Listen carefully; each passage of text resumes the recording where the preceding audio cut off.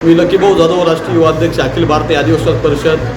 आज नाशिकमध्ये आदिवासींना स्वतंत्र धर्मकोड मिळावा यासाठी नाशिकमध्ये कार्यक्रम आयोजित केलेला आहे। त्यासोबत आदिवासी युवा सांस्कृतिक महोत्सव कार्यक्रमाच्या माध्यमातून आदिवासी संस्कृती, अस्मिता, परंपरा जिवंत ठेवावी यासाठी हा कार्यक्रम आयोजित केलेला आहे। या कार्यक्रमाला झारखंड, छत्तीसगड, बिहार, पश्चिम बंगाल, ओरिसा, मध्य प्रदेश, उत्तर प्रदेश, राजस्थान, गुजरात अनेक राज्यांमधून, मणिपूर राज्यांमधून आदिवासी बांधव मोठ्या संख्येने आलेले आहेत आणि पूर्ण देशाच्या आदिवासींची मागणी आदिवासींना स्वतंत्र धर्मकोड मिळावा।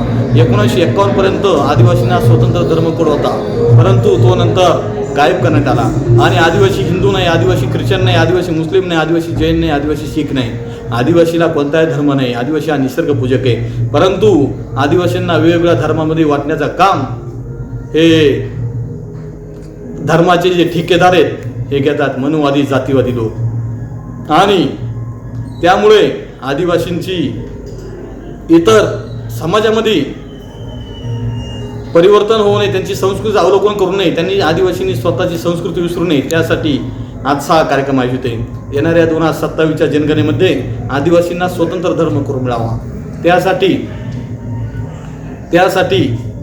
जर आदिवासींना स्वतंत्र धर्मकोड दिला नाही तर कॉलममध्ये अन्य जे ठिकाण असेल तिथं आदिवासी हा शब्द टाकावा आणि आदिवासी शब्द टाकल्यानंतर पुढं जमातमध्ये कोली महादेव, वारली, ठाकर हे जे जमाती आहेत कोकणा यांचे नावं त्याच्यात टाकावी।